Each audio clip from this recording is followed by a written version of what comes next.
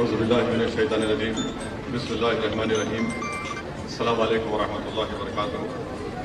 مدرسے فیض القرآن و فیضان انگلش میڈیم اسکول کے بانی وہ آج کے اس اجلاس کے صدر محترم مولانا حبیب صاحب، معزز علماء کرام، شہ نشین بدشریف فرما معزز علماء کرام اور مجلس اتحاد المسلمین کے مالیگاؤں کے رکن اسمبلی، وہ مہاراشٹرا ودھان سبھا کے قائد مقننہ محترم جناب حضرت مفتی اسماعیل صاحب، جناب صابر بھائی صاحب، صدر مجلس اتحاد المسلمین گجرات حیدرآباد کے رکن اسمبلی جناب جعفر حسین معراج صاحب، سابقہ رکن اسمبلی جناب محترم وارث پٹھان صاحب اور تمام میرے مجلس کے رفقا، معزز حاضرین اکرام، آپ تمام کا بہت شکریہ کہ آپ نے اپنا قیمتی وقت نکال کر آج کے اس عید ملن کی تقریب میں آپ نے شرکت کی۔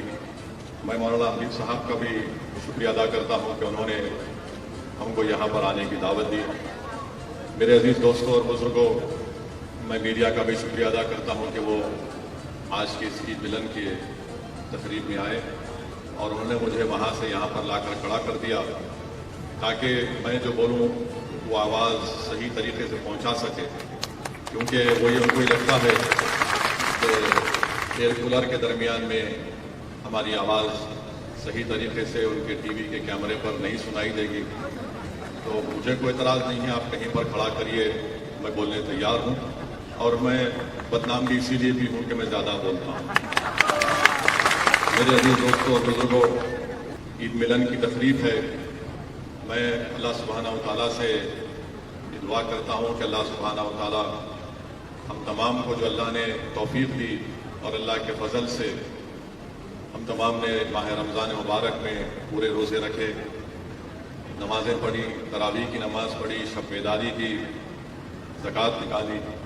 اللہ سے دعا ہے کہ اللہ سبحانہ و تعالیٰ ہماری ان تمام عبادات کو اللہ قبول فرمائے، اور جو ہمارے ذہن، سوچ اور فکر اور قلب میں ایک تبدیلی پیدا ہوئی ماہ رمضان مبارک کی وجہ سے، اللہ سبحانہ و تعالیٰ اس تبدیلی کو جاری اور ساری رکھے آنے والے 11 مہینے میں۔ مجھے یہاں پر ایک عالم دین کے اس الفاظ یاد آ رہے ہیں کہ انہوں نے امام غزالی رحمۃ اللہ علیہ کو کوٹ کرتے ہوئے کہا کہ رمضان کے بعد امام غزالی نے لکھا کہ صحابہ کرام دعا کرتے تھے کہ اللہ آئندہ رمضان ہم کو ملے۔ تو میرے عزیز دوستوں اور بزرگوں، اللہ سبحانہ و تعالیٰ سے دعا ہے کہ اللہ سبحانہ و تعالیٰ ہم کو صحت سے رکھے، ہمارے ایمان کو اللہ مضبوط اور کرے، اور جب تک اللہ ہم کو اس دنیا میں رکھے گا، اللہ ہم کو توفیق دے کہ ہم کو رمضان بھی ملے اور روزے بھی رکھیں، تراویح کی نمازیں بھی پڑھیں اور شب بیداری کرتے رہیں۔ میرے عزیز دوستوں اور بزرگوں، معزز علماء کرام کی موجودگی میں لب کشائی کر رہا ہوں۔ میں صرف اتنا ہی کہنا چاہوں گا کہ ہم کو حالات سے مایوس ہونے کی ضرورت نہیں ہے، ہم کو حالات سے مایوس ہرگز ہونے کی ضرورت نہیں ہے، بلکہ ہم کو اپنے حوصلے کو بلند رکھنا ہے اور اللہ کی ذات پر مکمل توکل کر کے ہم کو اللہ کی راہ میں جدوجہد کرنا ہے، صبر کرنا ہے، اور ہم کو ہمت سے اپنے حوصلوں کو بلند رکھنا ہے، کمر بستہ ہونا ہے اور صرف اللہ سے ڈرتے رہنا ہے۔ اگر ہم اپنی ہمت کو کمزور کر لیں گے، حالات سے مایوس ہو جائیں گے، تو پھر باطل طاقتیں اپنے مقصد میں کامیاب ہو جائیں گی۔ جیسا کہ ابھی مفتی اسماعیل صاحب نے سورہ آل عمران کی اس آیات کو پڑھا اور اس کا ترجمہ کیا کہ نہ غمگین ہو، نہ سست ہو، یاد رکھو تم ہی غالب ہوگے اگر تم مومن ہو۔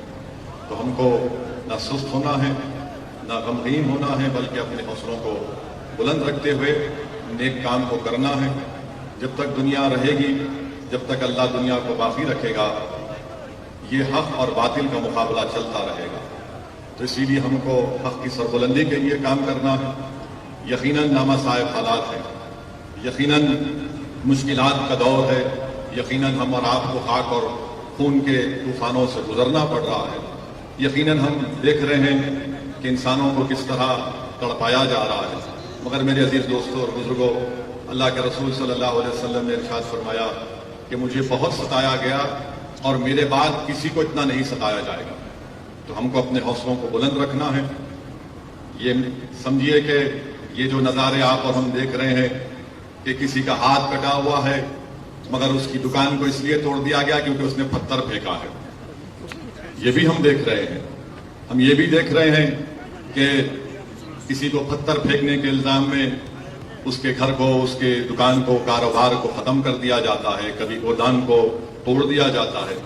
مگر ہم کو یہ یاد رکھنا ہے کہ شیخ بن ابی طالب میں 3 سال رسول اللہ صلی اللہ علیہ وسلم اور صحابہ کرام کا سماجی بائیکاٹ کیا گیا تھا 3 سال تک. مگر اللہ سبحانہ و تعالیٰ نے کامیاب حق کو کیا. ہم کو اس بات کو بھی یاد رکھنا ہے کہ احد کا میدان ہے اور اللہ کے رسول صلی اللہ علیہ وسلم کے دندان مبارک شہید ہوئے. ہم کو اس بات کو یاد رکھنا ہے کہ خندق ہے اور رسول اللہ صلی اللہ علیہ وسلم نے اپنے پیٹ مبارک پر 2 پتھر باندھ لیے.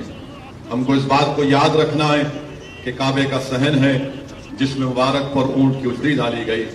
ہم کو اس بات کو یاد رکھنا ہے کہ کعبے اور مکے کی سرزمین پر حضرت بلال کو تکالیر دی گئی. ہم کو اس بات کو یاد رکھنا ہے کہ حضرت سمیہ کو ابو جہل نے نیزہ مار کر شہید کر دیا. ہم کو اس بات کو یاد رکھنا ہے کہ جنگ بدر کا ذکر مفتی اسماعیل صاحب نے کیا کہ کیسے اللہ سبحانہ و تعالیٰ نے جن کے پاس پہننے کو کپڑے نہیں تھے، جن کے پاس کھانے کو کھانا نہیں تھا، اللہ نے کمزوروں کو طاقتوروں پر غالب کیا، ان کو کامیاب کیا. ہم کو ہرگز اس بات کو نہیں بھولنا ہے کہ کربلا کا میدان ہے، یزید ہے اور اللہ نے نواز رسول امام حسین کو کامیاب کیا.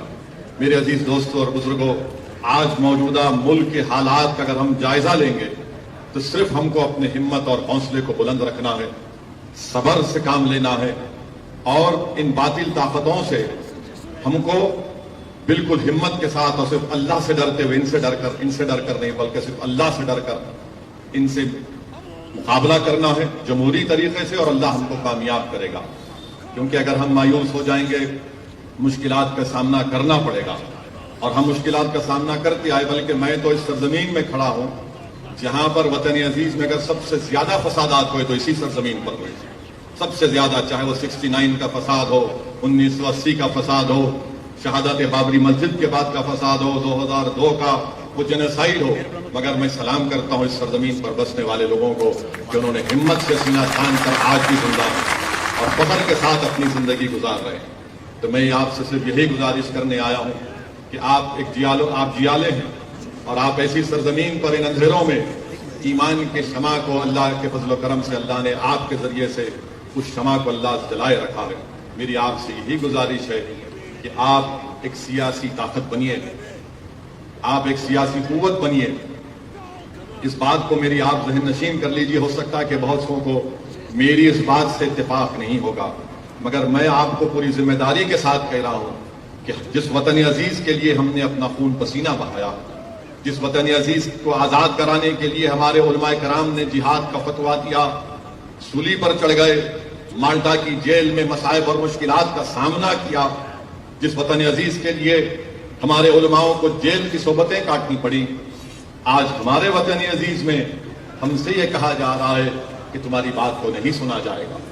میرے عزیز دوستوں اور بزرگوں، اگر ہم خاموش بیٹھ جائیں گے تو یاد رکھیے ہم ان مجاہدین آزادی کو خراج عقیدت نہیں بلکہ ہم ان کو دھوکہ دے رہے ہیں، ان کی روحوں کو دھوکہ دے رہے ہیں. بلکہ ان کی قربانیوں کو زندہ رکھنا ہے تو ہم کو ایک زندہ رہ کر اپنے مسائل کو جمہوری طریقے سے بے باکی کے ساتھ اور اپنے حوصلہ اور ہمت کو بلند کر کے ہم کو اپنے مسائل کو حل کرنا ہے. اور میری اس بات کو آپ ذہن نشین کر لیجئے کہ وطن عزیز میں مسلمان حکومت کو نہیں بدل سکتا. وطن عزیز میں مسلمان کسی حکومت کو نہیں بدل سکتا. یہ دھوکہ آپ کو دیا جا رہا ہے. اور ہم ہمیشہ یہ بات سمجھتے تھے کہ ہمارا ووٹ بینک ہے. آپ کا کوئی ووٹ بینک کبھی نہیں تھا، نہ ہے، نہ کبھی رہے گا. اس ملک میں ہمیشہ اکثریتی طبقے کا ووٹ بینک تھا، ہے اور رہے گا. مگر آپ کو یہ دل نشین اور دل فریب باتوں میں الجھا کر آپ کو دھوکہ دیا جاتا رہا ہے کہ آپ کا ووٹ بینک ہے. آپ کا کبھی ووٹ بینک نہیں رہا. اس بات کو آپ سمجھیے. حکومت کو ہم نہیں بدل سکتے. اگر بدل سکتے تو بھارت کی پارلیمنٹ میں اتنے کم مسلمان رکن پارلیمان کیوں منتخب ہو کر آتے؟ اگر حکومت کو بدل سکتے تو پھر سرزمین گجرات سے آخری مرتبہ ایک مسلمان رکن پارلیمان کب ہوا تھا اور کیوں نہیں جیتا؟ اور اگر ہم حکومتوں کو بدل سکتے تو پھر بابری مسجد کی جگہ کورٹ کا فیصلہ بھی آ گیا، اب گیان واپی کا مسئلہ شروع ہو گیا. تو یاد رکھیے میری اس بات کو، آپ کو اجازت ہے کہ آپ میری بات سے متفق نہ ہو، مگر میں بحیثیت ایک سیاست کے طالب علم کے، میں علماؤں کی موجودگی میں کہہ رہا ہوں جن کے سینے میں اللہ اس کے رسول کا کلام محفوظ ہے. میں سیاست کا طالب علم ہوں، جو میں نے سیکھا اور سیکھ رہا ہوں وہ مجھے کہہ رہا ہے کہ ہم حکومت کبھی نہیں بدل سکتے. ہو سکتا ہے کہ اس کے بعد لوگ کہیں گے کہ یہ اس نے ایک نئی بات کر دی، کہ سچائی میں آپ سے کہہ رہا ہوں، آپ اپنے نمائندوں کو کامیاب کریے، اپنے متحدہ اپنی طاقت کے ذریعے، اتحاد کے ذریعے دلت طبقوں کو ساتھ لے کر، کمزور طبقات کو ساتھ لے کر. آج بھی یقیناً ہمارے وطن عزیز میں ایسی ہمارے ہندو بھائی ہیں جو گاندھی مولانا آزاد کے پیغام کو سمجھتے ہیں، جو آج بھی صحیح معنوں میں اس ملک کی خوبصورتی کو سمجھتے ہیں. اس ملک کی خوبصورتی کیا ہے؟ اس میں بے شمار مذاہب کے ماننے والے ہیں، بے شمار زبانیں بولی جاتی ہیں، وہ اس خوبصورتی کو سمجھتے ہیں اور اس کی حفاظت کرنا چاہتے ہیں. مگر یاد رکھیے، اگر آپ اسی بات میں چلے جائیں گے کہ حکومت کو بدلنا، نہیں بدل سکتے آپ، بلکہ آپ تو گواہ ہیں اس سرزمین پر. یہاں 27 سال سے ایک ہی جماعت بی جے پی کامیاب ہوتی آ رہی ہے، یہی کامیاب ہوتے آ رہے ہیں. تو میرے عزیز دوستوں اور بزرگوں، میری آپ سے ایک ادباً گزارش ہے، آپ اتفاق مت کریے، مگر میری اس بات پر ذرا سوچیے، میری اس بات پر سوچیے. اگر اس میں سچائی ہے تو آپ میرا ساتھ دیجیے. اگر آپ کو لگتا ہے کہ اسد الدین اویسی لفاظی کر رہا ہے تو آپ اس کو مسترد کر دیجیے. مگر میرا ماننا یہ ہے کہ آپ اپنے ووٹ سے، اپنی سماجی سوجھ بوجھ سے، اپنے اثر و رسوخ سے آپ اپنے نمائندوں کو کامیاب کر سکتے. یہی بات میں آپ کو کہنے آیا ہوں، یہی بات میں آپ سے گزارش کرنے آیا ہوں، اور آپ کو یہ بھی بتانے آیا ہوں اور حکومت کو بھی یہ بتا رہا ہوں کہ ہم نے ایک بابری مسجد کو کھویا، آپ دوسری مسجد کو ہرگز نہیں کھوئیں گے. یاد رکھیں، تم نے مکاری اور عیاری سے انصاف کا قتل کر کے تم نے ہماری مسجد کو ہم سے چھینا، اب دوسری مسجد نہیں چھین پاؤ گے. یاد رکھیں، اب ہم تمہاری ان باتوں کا بھروسہ نہیں کرنے والے کہ ہم بچائیں گے، نہیں، تم نہیں بچاؤ گے، اب ہم بچائیں گے اپنی مساجد کو، اپنی تہذیب کو انشاءاللہ. جو لوگ آ کر مجھ سے کہتے ہیں کہ نہیں ہم ہیں، تم نہیں ہے، تم کبھی ہمارے ساتھ نہیں تھے، تم تو ہمارے جنازے جب آتے تم آ کر دو دکھاوے کے آنسو بہا کر چلے جاتے ہو، اور اس کے بعد ہماری بربادی کے افسانے کوئی لکھ کر، کوئی کتاب لکھ دیتا ہے، کوئی مضامین لکھ دیتا ہے، اس کو کوئی ایوارڈ مل جاتا ہے. میرے عزیز دوستوں اور بزرگوں، میں آپ کے درمیان میں ذمہ داری کے ساتھ کھڑے ہو کر کہہ رہا ہوں کہ گیان واپی مسجد تھی اور ہے اور رہے گی انشاءاللہ تعالی. 1991 کا قانون یہ کہتا ہے کہ 15 اگست 1947 کو جو مسجد مندر تھی وہ برقرار رہے گی، اور اگر کوئی اس کے نیچر اور کیریکٹر میں تبدیلی پیدا کرنا چاہے گا تو 91 کا پارلیمنٹ کا قانون کہتا ہے کہ ان پر کیس بک کرو، جیل بھیجاؤ، اور اگر کورٹ نے فیصلہ دیا تو 3 سال کی سزا. تو یہ چیز کو آپ کو سمجھنا ہے. چوتھی چیز میں آپ کو بتانا چاہ رہا ہوں کہ یہ جو فرقہ پرست طاقتیں ہیں، اور فرقہ پرست طاقتیں صرف بی جے پی نہیں ہے، اس میں کانگریس بھی ہے، عام آدمی پارٹی بھی ہے، سماجوادی پارٹی ہے، یہ سب یہ چاہتے ہیں کہ مسلمان صرف گھر میں مسلمان رہے، جب گھر کے باہر رہے نکلے تو مسلمان نہ رہے. میں تھالی مارنے کے لیے نہیں کہہ رہا ہوں، ان کا مقصد ایک ہی ہے کہ آپ مسلمان رہیں تو صرف گھر میں رہیں، گھر کے باہر جب نکلو گے تو ہماری تہذیب کو تم کو احترام کرنا پڑے گا. اس ملک میں میری اور تمہاری تہذیب نہیں ہے، اس ملک کی خوبصورتی ہے کہ اس کا کوئی مذہب نہیں ہے، اس ملک کی طاقت یہ ہے کہ اس کی کوئی تہذیب نہیں ہے. مگر یہ طاقت یہ چاہتی ہیں کہ جب آپ گھر سے نکلیں تو اپنی تہذیب کو، اپنی پہچان کو، اپنی شناخت کو چھوڑ کر نکلیں. یہ بھارت کا سمویدھان، بھارت کا آئین اس بات کی اجازت دیتا ہے کہ آپ اپنے کلچر پر چلیں. اگر کوئی پوچھے گا کون سی آرٹیکل ہے سمویدھان کی، تو بھارت کا سمویدھان جس کو امبیڈکر نے بنایا وہ آرٹیکل 29 ہے. تو ہم اپنی تہذیب کو، اپنی شناخت کو برقرار رکھیں گے، گھر میں بھی رکھیں گے، گھر کے باہر بھی رکھیں گے. اور جو میں بات آپ سے کہہ رہا تھا کہ حکومت نہیں بدل سکتے، کوئی پوچھے گا کہ بتاؤ ویسے اس کی مثال دو، ثبوت دو، پروف دو. گیان واپی مسجد کا مسئلہ چل رہا ہے، کیا کانگریس بولتی ہے؟ کیا سماجوادی پارٹی بولے گی؟ کیا بی ایس پی بولے گی؟ کوئی نہیں، سب خاموش بیٹھے ہیں. یہ اس لیے خاموش بیٹھے ہیں کہ آپ کا ووٹ بینک نہیں ہے. آپ کا ووٹ بینک نہیں ہے، نہ آپ کا ووٹ بینک تھا کبھی. یقیناً مجھے اندازہ ہے کہ میرے آج کی اس تقریر کے بعد شام میں 6 بجے سے ہمارا نکاح شروع ہو جائے گا. تو روز کی عادت ہے، بغیر ہمارے نکاح ان کا ٹی وی بکتا نہیں ہے. مگر سچائی یہی ہے.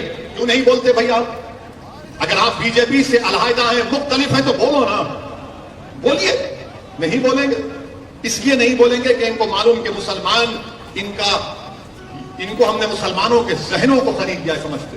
ان کو صرف ڈراؤ اور ان سے صرف کہو حکومت بدلنا ہے. حکومت بدلنا کہ اگر چیف منسٹر کسی کو بننا ہے، کسی کو پردھان منتری بننا ہے، تو اس کو بھارت کو بچانا ہے.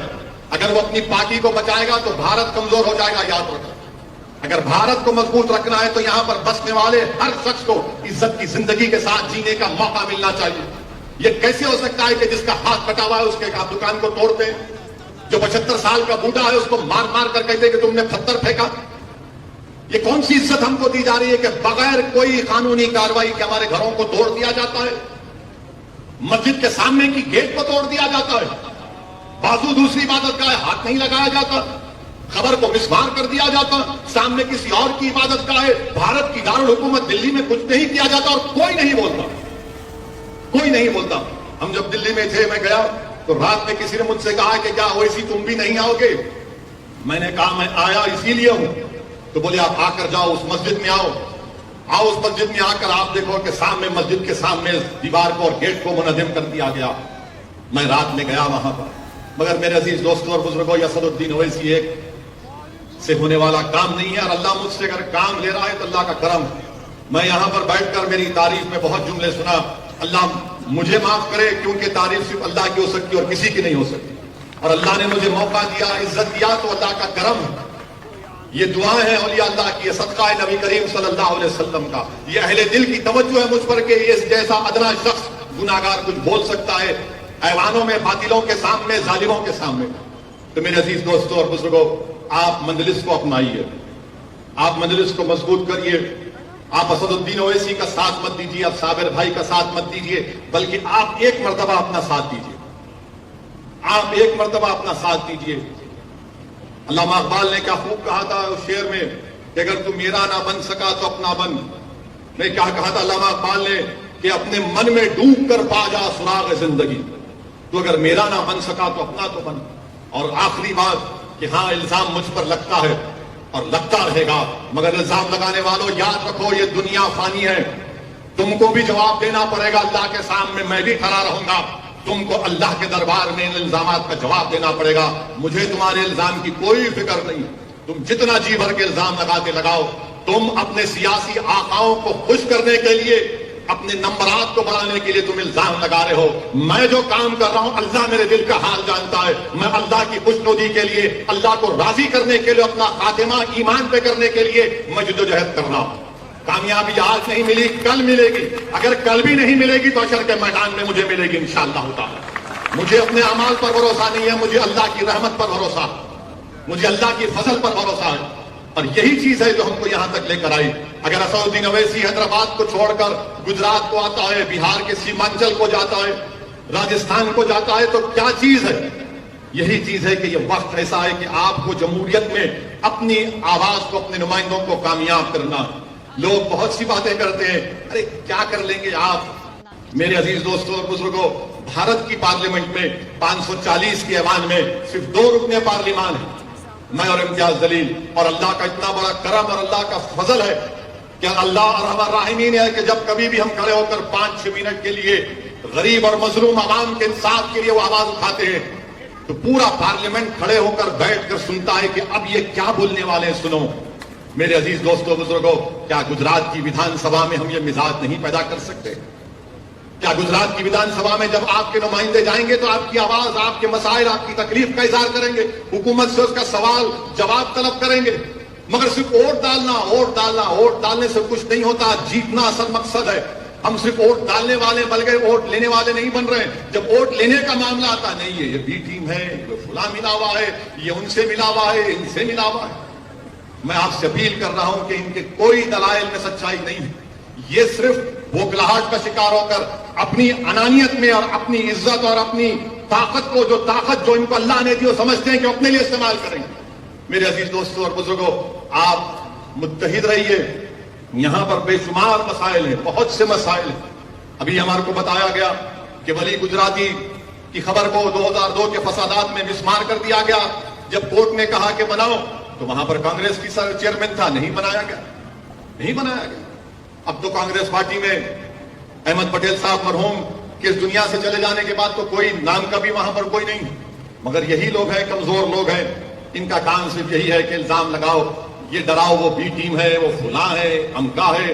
میرے عزیز دوستوں اور بزرگوں، آپ سے پھر سے کہہ رہا ہوں کہ آپ اپنے نمائندوں کو کامیاب کر سکتے ہیں۔ آپ متحد ہو جائیے، اپنے نمائندوں کو کامیاب کریے، اور اللہ سبحانہ و تعالیٰ سے پوری امید رکھیے۔ ہم کو نا امید ہونے کی ضرورت نہیں ہے۔ اللہ قرآن میں فرماتا ہے لا تقنطوا من رحمت اللہ، کہ میری رحمت سے مایوس مت ہو۔ یہ حالات ہیں، بدلیں گے حالات، یاد رکھیے آپ، جو دنیا میں آیا وہ جائے گا، تو دنیا میں آیا وہ جائے گا ایک دن، اور ہم کو اللہ سے پوری امید رکھنی ہے۔ مجھے یہاں پر جب میں بیٹھا تھا تو مجھے بانی دیوبند کا ایک شعر یاد آیا۔ علماء کرام مجھے معاف کریں کہ بانی دیوبند نے کہا تھا، فرمایا تھا کہ مدد کر اے کرم احمدی، کہ تیرے سوا قاسم بیکس کا کوئی نہیں ہے کارساز۔ میرے عزیز دوستوں اور بزرگوں، ہم کو اپنے اللہ سے رشتے کو، رسول اللہ صلی اللہ علیہ وسلم سے نسبت کو مضبوط رکھنا، اور جب یہ رشتہ مضبوط ہوگا، ان تمام لوگوں کے چہرے آپ کے سامنے آ جاتے ہیں جو مختلف باتیں کرتے ہیں، مختلف پروگرام ان کے ہیں، مگر اب یہ جو ملک میں جو مسائل ہیں، یاد رکھیے میری اس بات کو، یہ اندھیری رات لمبی رہنے والی ہے، یہ اندھیری رات لمبی رہنے والی ہے۔ اگر اس اندھیری رات میں آپ کو چراغ جلانا ہے تو آپ ایک سیاسی نمائندوں کو کامیاب کریے، جو آپ کی آواز بن کر جائیں گے، جو آپ کے مسائل کو اٹھائیں گے۔